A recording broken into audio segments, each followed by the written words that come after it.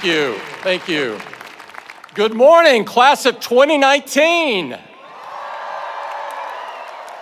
Thank you, President Tessier-Levine, for that very generous introduction. I'll do my best to earn it. Before I begin, I want to recognize everyone whose hard work made this celebration possible, including the groundskeepers, ushers, volunteers, and crew. Thank you.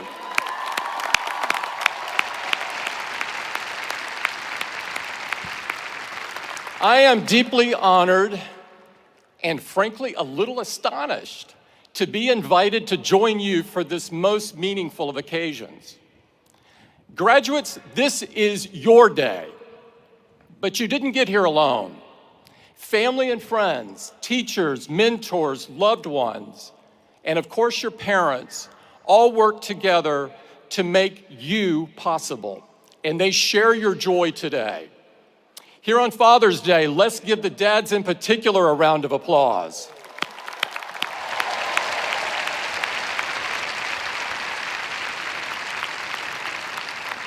Stanford is near to my heart, not least because I live just a mile and a half from here. Of course, if my accent hasn't given it away, for the first part of my life, I had to admire this place from a distance. I went to school on the other side of the country at Auburn University in the heart of landlocked eastern Alabama. You may not know this, but I was on the sailing team all 4 years. It wasn't easy. Back then, the closest marina was a 3-hour drive. For practice, most of the time, we had to wait for a heavy rainstorm to flood the football field. And tying knots is hard. Who knew? Yet somehow, against all odds, we managed to beat Stanford every time. We must have gotten lucky with the wind. Kidding aside, I know the real reason I'm here, and I don't take it lightly. Stanford and Silicon Valley's roots are woven together. We're part of the same ecosystem.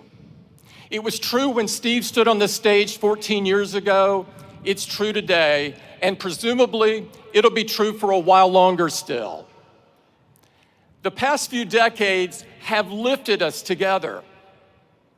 But today, we gather at a moment that demands some reflection. Fueled by caffeine and code, optimism and idealism, conviction and creativity, generations of Stanford graduates and dropouts have used technology to remake our society. But I think you would agree that lately, the results haven't been neat or straightforward.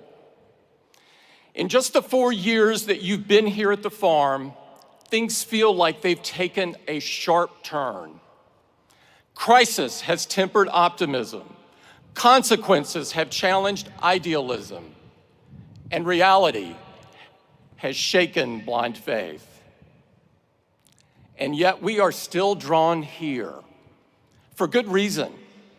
Big dreams live here, as do the genius and passion to make them real. In an age of cynicism, this place still believes that the human capacity to solve problems is boundless. But so it seems is our potential to create them.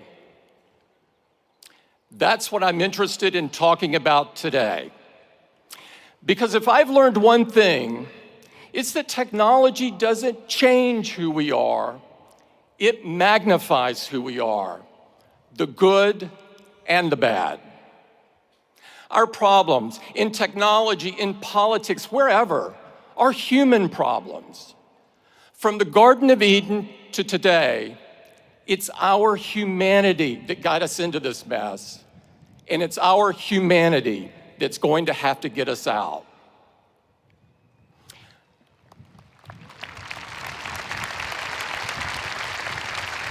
First things first, here's a plain fact.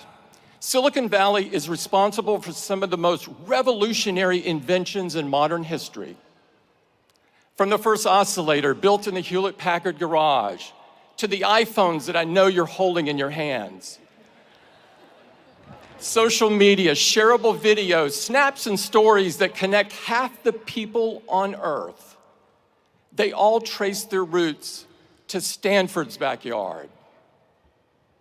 But lately, it seems, this industry is becoming better known for a less noble innovation. The belief that you can claim credit without accepting responsibility. We see it every day now, with every data breach, every privacy violation, every blind eye turned to hate speech. Fake news poisoning our national conversation. The false miracles in exchange for a single drop of your blood. Too many seem to think that good intentions excuse away harmful outcomes. But whether you like it or not, what you build and what you create define who you are. It feels a bit crazy that anyone should have to say this. But if you've built a chaos factory, you can't dodge responsibility for the chaos. Taking responsibility means having the courage to think things through. And there are few areas where this is more important than privacy. If we accept as normal and unavoidable that everything in our lives can be aggregated, sold, or even leaked in the event of a hack, then we lose so much more than data. We lose the freedom to be human. Think about what's at stake. Everything you write, everything you say, every topic of curiosity, every stray thought, every impulsive purchase, every moment of frustration or weakness, every gripe or complaint, every secret shared in confidence. In a world without digital privacy, even if you have done nothing wrong other than think differently, you begin to censor yourself. Not entirely at first, just a little, bit by bit. To risk less, to hope less, to imagine less, to dare less, to create less, to try less, to talk less, to think less. The chilling effect of digital surveillance is profound, and it touches everything. What a small, unimaginative world we would end up with. Not entirely at first, just a little, bit by bit. Ironically, it's the kind of environment that would have stopped Silicon Valley before it had ever gotten started. We deserve better. You deserve better. If we believe that freedom means an environment where great ideas can take root, where they can grow and be nurtured without fear of irrational restrictions or burdens, then it's our duty to change course. Because your generation ought to have the same freedom to shape the future as the generation that came before. Graduates, at the very least, learn from these mistakes. If you want to take credit, first, learn to take responsibility.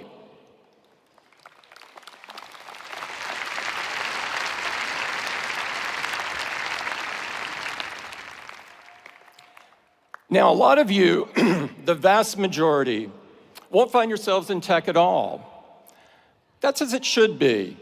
We need your minds at work far and wide because our challenges are great and they can't be solved by any single industry. No matter where you go, no matter what you do, I know you will be ambitious. You wouldn't be here today if you weren't. Match that ambition with humility. a humility of purpose. That doesn't mean being tamer, being smaller, being less in what you do. It's the opposite. It's about serving something greater. The author Madeleine L'Engle wrote, "Humility is throwing oneself away in complete concentration on something or someone else." In other words, whatever you do with your life, be a builder. You don't have to start from scratch to build something monumental. And conversely, the best founders, the ones whose creations last and whose reputations grow rather than shrink with passing time, they spend most of their time building piece by piece. Builders are comfortable in the belief that their life's work will one day be bigger than them, bigger than any one person. They're mindful that its effects will span generations. That's not an accident. In a way, it's the whole point. In a few days, we will mark the 50th anniversary of the riots at Stonewall.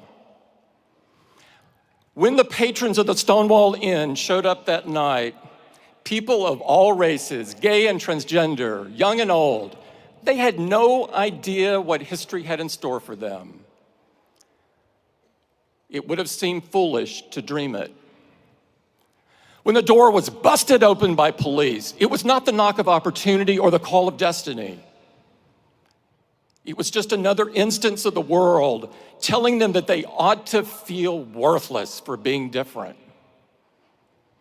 But the group gathered there felt something strengthen in them, a conviction that they deserved something better than the shadows and better than oblivion. And that if it wasn't going to be given, then they were going to have to build it themselves. I was 8 years old and 1,000 miles away when Stonewall happened. There were no news alerts, no way for photos to go viral, no mechanism for a kid on the Gulf Coast to hear these unlikely heroes tell their stories. Greenwich Village may as well have been a different planet, though I can tell you that the slurs and hatreds were the same. What I would not know for a long time was what I owed to a group of people I never knew in a place I'd never been. Yet I will never stop being grateful for what they had the courage to build.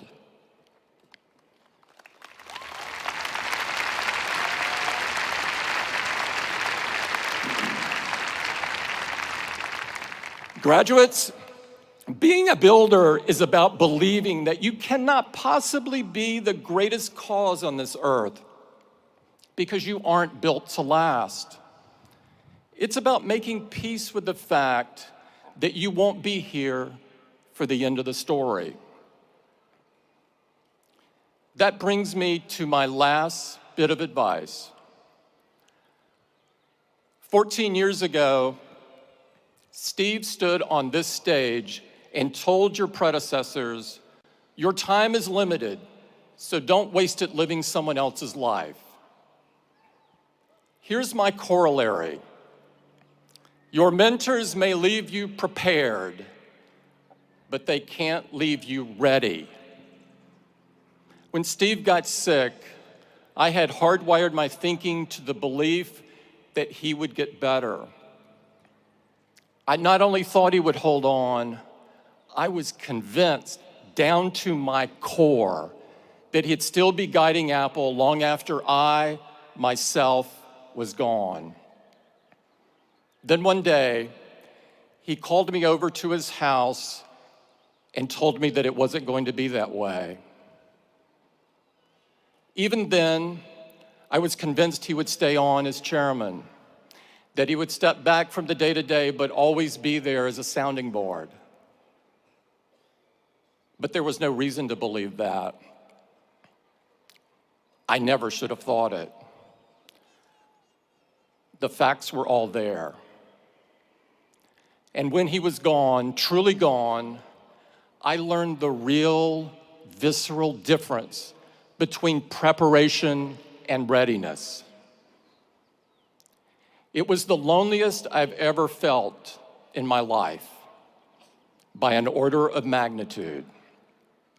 It was one of those moments where you can be surrounded by people, yet you don't really see, hear, or feel them. But I could sense their expectations. When the dust settled, all I knew was that I was going to have to be the best version of myself that I could be. I knew that if you got out of bed every morning and set your watch by what other people expect or demand, it'd drive you crazy. So what was true then is true now. Don't waste your time living someone else's life. Don't try to emulate the people who came before you to the exclusion of everything else, contorting into a shape that doesn't fit. It takes too much mental effort that should be dedicated to creating and building. You'll waste precious time trying to rewire your every thought, and in the meantime, you won't be fooling anybody. Graduates, the fact is, when your time comes, and it will, you'll never be ready. But you're not supposed to be. Find the hope in the unexpected. Find the courage in the challenge. Find your vision on the solitary road. Don't get distracted. There are too many people who want credit without responsibility. Too many who show up for the ribbon cutting without building anything worth a damn. Be different. Leave something worthy. And always remember that you can't take it with you. You're going to have to pass it on. Thank you very much, and congratulations to the class of 2019.